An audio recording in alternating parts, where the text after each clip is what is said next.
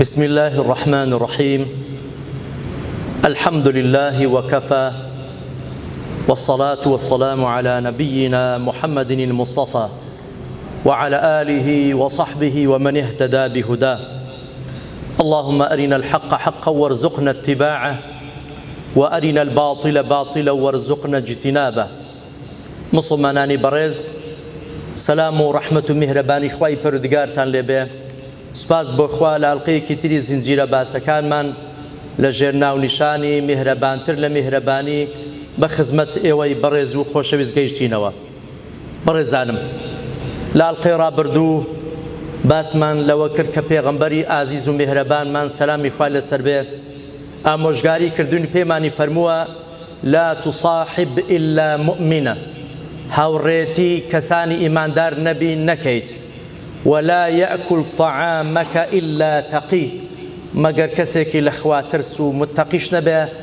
بە خواردنت نەخوا. واتە مەبەست و ئامانجی پێغەمبەری خوا صلى الله عليه وسلم ئەوەیە وریای ئەو کەسانە بین کە ئەیانکەین بە هاوڕێ و هاودەمی خۆمان،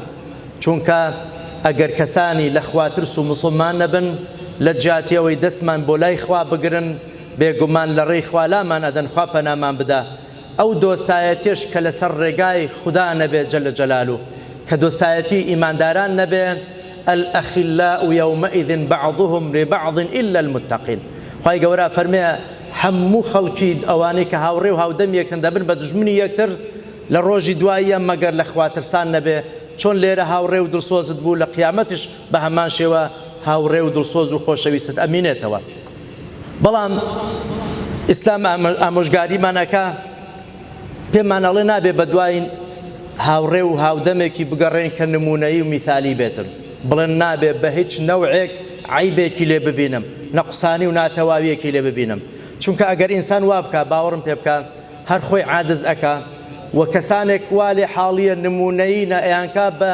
هاوڕێی خۆی، بەڵام بەیانی نادوو بەیانی شتێکی لێ ئەبینێ خەفەتی زۆر لەسەر ئاخوا دەڵێ ئاوە برادرە نمونەیەکەی من بوو، چونکە ئەو وەکو مرۆڤ تەماشای نەکرد بوو. مادەم مرۆڤە، ئەگەر مرۆڤ بێ غەڵەت ئەکا هەڵە ئەکا عیبی ئەبێ، چونکە پێغەمبەری خوا فەرمی صلی الله عليه وسلم كل بني آدم خطأ، هەرچی نەوەی ئادەمە هەڵە ئەکات، بەڵام باشترینیان تەوبەکارانن. بەڕێزانم، ئینسان کە کاتێک برادرێک ئەگرێ نابێت تەماشای ئەو بکەین کەوە بڵێن کامڵە، چونکە عەرەب دەڵێ طلب الكمال من المحال أو من المحال، دەڵێن داواکردنی کەماڵ لە مرۆڤ مەحاڵە، شتێکی مەحاڵە، ناکرێ برێ مرۆڤە و کامڵە. جگە لە پێغەمبەرانی خوا عەلەیهیم الصەلاة وەسەلام کە پارێزراو بوون، کە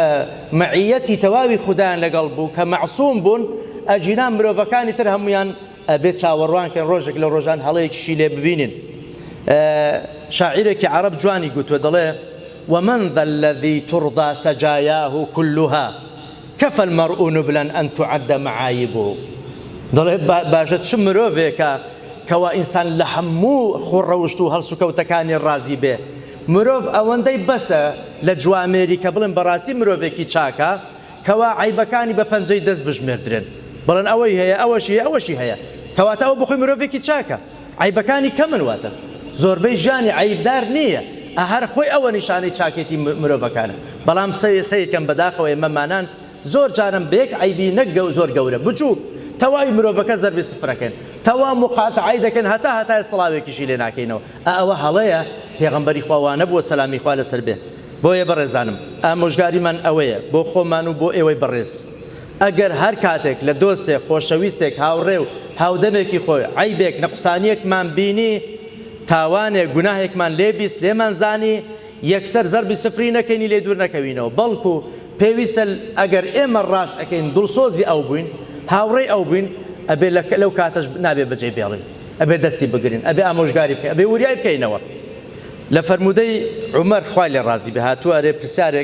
پرسیاری لە برایەکی خۆی کرد، ئەرێ گوتی فڵان کەس کە هاوڕێ و خۆشەویست و برادەرمە چۆنە وەزعی، کە چووتە شام دیارە. یەکێک لەو کەسانەی کە لە شام هاتوونەتەوە پێشەوە عومەریش خوای لێ ڕازی بێ لە ئەحواڵی ئەو برادەرەی خۆی پرسیارەکاری وەزعی چۆنە ئێستا، پیاوێکی چۆنە، هەر بەو سیغەی فەرمی ما فعل ئەخی، ئەو برای من سەرگەرمی چییە، خەریکی چییە، چ دەکا؟ قال ذلك أخو الشيطان، کابرا ڕاست گوتی ئیمامی عومەر پێشەوە عومەرەوە برای شێتانە. ئیمامی عومەر تۆڕە بۆ فەرمیمە بێدەنگ بە کاکە بۆچی پێ دەڵێ برای شەیتان؟ گوتی ئاخر پێشەوە عومەر بۆت ئیسپاتەکەم ئەو کابرای قاریف الکەبائری والله گوناهی گەورە ئەنجام مەدەیسە هەتا کە تۆ تا حاڵەتێک کە عەرەقی خواردوتەوە لەی ئیسپات بۆ کە شەرابی خواردوتەوە ئەوە برای شەیطان نییە. ئیمامی عومەر ئیمامی عومەر فەرمی بەڕێز کاتێ ویست بگەڕێەوە بۆ شام ئاگادارم بکەوە. دەڵێ گوتی بەڵێ. ئیمامی عومەر نامەیەکی نووسیە بۆ برادرێک چۆنی نامەکە نووسی بسم الله الرحمن الرحيم حاميم تنزيل الكتاب من الله العزيز العليم غافر الذنب وقابل التوب شديد العقاب. أو سرتي أو سورتي بو أو بياو برزانوسي كسورة غافرة. بسم الله الرحمن الرحيم بناي خداي بخشين دوم مهربان أفرمي تنزيل الحاميم أن شمبيتكن زانان دفرم والله أعلم بمراد أهل السلف زور وافرمي خوا زاني ما بس وكو جفريك وأنا هنيك عندك شد فرمون خوا تحدي عربك على عربنا على محمد قرآني هل بس يا دروي دكاتن هر قصي خويتي دفرموا أو بيتكان زماني إيوه نخو إيوه أو نخوين دوار أمية إيوه هموتان خوين دوار يعني زوربتان خوين دوار وشاعر فصيح وبليغ فرمون قرآنك وكو قرآن أجر ناتوان ده سورتان أجر ناتوان سورة إيش بينا تحدي عندك هذا دواتر فرمي تنزيل الكتاب من الله العزيز الحكيم دابزيني أو قرآن للآن پروردگاري بالا وبرز وزانايا أو خدايا غافر الذنب لجناها أبوره لجناها خوش به وقابل التوب توبة قبولك لعبد خوي كرفش مان بودسي هالقر بلام أجر كسك داوي لبردني لأخوانا كردو بردوان بولس جناحي خوي شديد العقاب سزاشي زورتون دخواي پروردگار جل جلاله اینجا لخواروا هند سرکونشی کردو گلهی لی کرد و هند گلهی بونوسی ضل كاتك هاوركي أو نامي خويندوا فلما قرأ الكتاب بكى دسي كرب قريان زور قريان قلت والله صدق الله والله إخوان راس فرمي الله ونصح لي عمر والله عمر هر درسوزي بو من ماوى ها مش قاري كردو مني لبير ماوى أو هاوري درسوزا لو كاتش مني لبيرنا كردو درسوزي بون واندم فتاب ورجع زور قريا وتوبي كردو بشيمان بوا دسي هر لقنا حكاني خوي سيك إمام عمر خوالي الرازي به نيقول ما دام أو بياوه هند بيدسنيش بوا جيشو تواسي تازع عرقي خواردو توا كلشي هيجي نماوه انجا به غيبتي بك قران زاني وتانا فلاني كوري في صار كتا دوينو بير اهلي مزغود بوا شو عرقي شي خواردو بوت بياوي خراب نا امام عمر وكم مسلمانك دلسوز وكم مهربان بو هاوري وبرادرك خوي نامك اياتك قراني بوناردوا خوي غورش هدايتي دا كواتا خير وجه پاداش بوچه چن هاوري هاو دمان هاو بجهشت وبرزكان تاواني هندشي نكردوا وازمان له هناوه دسمان له ششتوا دون صحت من نكردوا درسوزيك من بونا نواندوا وهروا أجرنا ولا دو براي سلفي صالح خوالي عن رازي بس سلفي صالح واتا بيشينا تشاكا كان أوانيك لسردمي كون خلقي خوال ناس ومتقيبون ضل يكك لهاوري وبراكاني للري دينداري ديار لا يداوا صار بوتوا ضل يكك بيقول ألا آية فلان كاس آية وازلنا يعني بيوندي لقلنا بتشريني أو يجري أحوج ما كان إلي في هذا الوقت برزم كي أو وقت أو يدسي لي هالقرمو بشتي تيب كموازي لبينو بيوندي لقلب بتشرينم نا أو برايم زياتر لهمو كاتك استا بيسي بمنا أبي زياتر استا من أقام لو بيتن أبي دسي بقرم أبي بزين بيدا بيتوا نابي غلط بروا ضرب دعاي بوبكم ضل كاتي أونية ضل هذا الشيء تزب أكاب دعاء مش قاعد يكردنو درسوا زينوان بو تأوى براكي خوي أقرينته ولا خراب وخراب كاري برزان جعفري كوري سليمان كاوي كي تشاقبو أفرمي هر كاتك أقر روجك حسم كربي براكسار بمولا عبادة هاو تشوي مزقوتا خواه برسي ودين داريا أوي كإنكاري تشاجي بيالن ضل تماشي شي محمدي كوري واسع مكردو محمد كوري واسع إيش بيعك زور خواناس وزور متقي بوا دائما بيعك بوا قرم وقرب بوا خلق شاي بوكت وإيماني بهز بوا تقوى زياد بوا ضل منش والله هركاته هسمع كر جيتشي إيمان وتقوى مداب زيوا تەماشایەکی ئەو محەممەدی کوڕی واسیەم دەکرد کە چەند بە گەرم و گوڕی دینداری خۆی ئەکە و هەمووشەی مزگەوتەکە خۆی پارێزێ لە گوناهوتە دەڵێ وەڵڵاهی بۆ ماوە یەک هەفتەی شەحن دەبوومەوە ئەر چاوم بوو پیاوەکە بە بۆ ماوە یەک هەفتەی ئەمن شەحن دەبوومەوە پێغەمبەریش باسی ئەو نوعە کەسان دەکات هەندێک کەس هەیە کە دەیبینی دین و ئیمانت بیرەکەوێتەوە هەندێک کەسیش هەیە خوا پەنامام دە هەر چاوت پێ دەکەوێت سارد ئەبیەوە سارد دڵت ژەنگە گرێست سارد ئەکات و قسەکانی هەر نەخۆشینە هەڵس و کەوتەکانی هەر نەخۆشیە لەو ئینسانان دووربی ئینسان ئاگەی لە خۆی بێتن جا فەرمی وەڵڵاهی هەر جارێ بڕێک هەستم بەخۆم کرد بڕێک سارد بوومەوە چاوێکی محەممەدی واسی ئەم دەک تەماشایەکەم کرد دەمگو خواوەش تەماشەکێ چەندە مسلمانێکە گەرم و گوڕ لەسەر دینداری دەڵێ هەتا یەک هەفتەی بۆ من شەحن بوو ئەو پیاوە بەڕێزەکانم مەسەلەی دۆستایەتی و هاوڕێتی کە پێغەمبەری خوا ئامۆژگاری کردن سەلامی خوا لەسەر بێ باوەڕکەن وەکو چۆن خزمایەتی پەیوەندیەکە بە ئاسایی ناپچڕێ برادەرایەتی ڕاستەقینەش بە ئاسانی ناپچڕێ ئینسان ئەگەر بزانێ دەبێ ئیهتیمامی پێ بدا دەستی پێوە بگرێ حیسابیشی بۆ بکات جار بەجار هەوڵدا نوێی کاتەوە ڕێکی خاتەوە سەیرکەن خوای گەورە بە پێغەمبەرەکەی چا فەرمێ سەلامی خوا لەسەر بێ سەبارەت بە عەشیرەتی پێغەمبەر سەلامی خوا ئەفەرمێ فەئین عەصەوکە فقل إني بريء مما تعملون ئەگەر سەرپێچیان کردی بڵێ چی بڵێ من بەریم لەو کارانی ئێوە ئەنجامێدەن بە پێغەمبەر فەرمێ سەلامی خوا لەسەر بێ فقل إني بريء مما تعملون من بەریم لەو کارانی ئێوەی ئەنجامەدەن خوای گەورە نەیفەرمووی ئینی بڵێ قل إني بريء منكم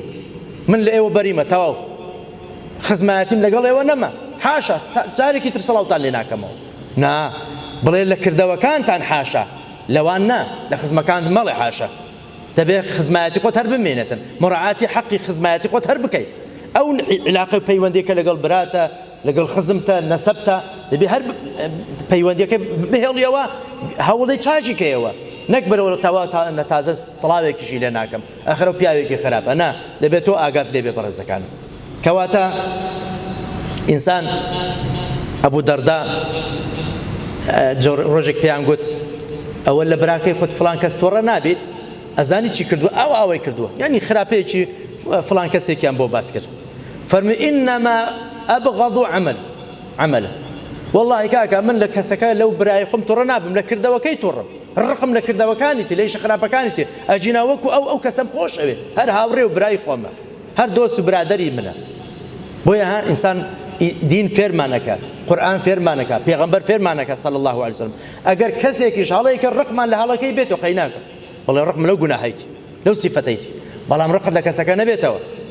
پەیوەندی لەگەڵ مەپچڕێنە بەڵکو بەردەوام بە لەگەڵی ئەوە خوایە تۆ بتوانێ مایەوەی ببێ مایەوەی کەوە دەستیشی بگری بڕێزانم هەندێک لە زانایان کە بەڕاستی دەور و ڕۆڵیان هەبووە لەو بارە ئەفەرمون ئارامگرتن لەسەر هەڵەی برا هاوڕێکانمان چاکترە لەسەر کۆنەکردن ئینسان تا بۆی بکرێ ئەگەر هەندێک هەڵە هەیە پێویست بە دەنگکردن ناکە ڕەنگە کاتی بێ و ئینسانە خۆی ڕاستی ئەکاتەوە ئینسان سەبری بگرێ باشە ئارام بگرێ و هەروە دەڵێن و سەرکۆنە و معاتەبەکردن چاکترە لە پەیوەندی پچڕاندن المعاتەبەة خەیر من القەطیعة یعنی بە قۆناغ دەست پێ دەکەی یەکەم جا سەبر بگرە هەتا ئەگەر بەکەڵکی سەبر بێ ئەگەر بە سەبر چارەسەر نابوو ئەو جارە سەرکۆنەی بکە ئامۆژگاری بکە بەرێ برامە تو موسڵمان نی کوردیمە برای یەکتر نین ئەدیمە هاوڕێ یەکتر نین ئەوە چەی کەی لە تۆ دەوشێتەوە لە خەمی قیامەتی خۆت دابە بەو شێوازە بیدوێنە سەرکۆنەی بکە دواتر ئەفەرمین مەرحەلەی سێم والقەطیعة خەیر من الوەقیعة پەیوەندی پچڕان لەگەڵ شەڕ لەگەڵ کردن و کێشە لەگەڵ دروستن باشترە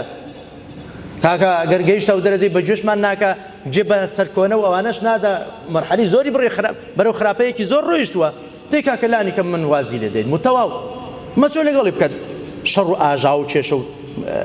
دروست بکەی لەگەڵیان چونکە ئەوە گرفتی گەورەتری لێ دروستە بێت کەواتە ئینسان تا بکرێت بە پێی قۆناغ لە سەبر و گرتنەوە بۆ سەرکۆنە و ئامۆژگاریکردن دواتر قەطیعە و پەیوەندی پچڕان اینجا کۆتاییەکێکە ئیسلام قەت لەگەڵ ئەوەی نەخوا نەخواستە ئینسان بگاتە واسێ کە کێشە و ئاژاوە لەگەڵ برا و هاوڕێی خۆی دروستی بکات یا ربی خوای پەروەردگار لە گوناه و تاوانمان خۆش بیت، خوای پەروەردگار عیبادەت و خواپەرستیمان قبوڵ کەیت، خوای پەروەردگار دۆستان و خۆشەویستانمان لێ نەسێنین، خوای پەروەردگار برایەتی و خۆشەویستیمان بۆ زیاد کەی، خوای جان دڵمان سەلامەت کەی، دڵ خوای پەروەردگار خۆشەویستی و حبی تێدا بێ، ڕق و چین و حقد و حەسادەتی تێدا نەبێ بەرامبەر مسلمانانە. أقول قولي هذا وأستغفر الله، والسلام عليكم ورحمة الله وبركاته.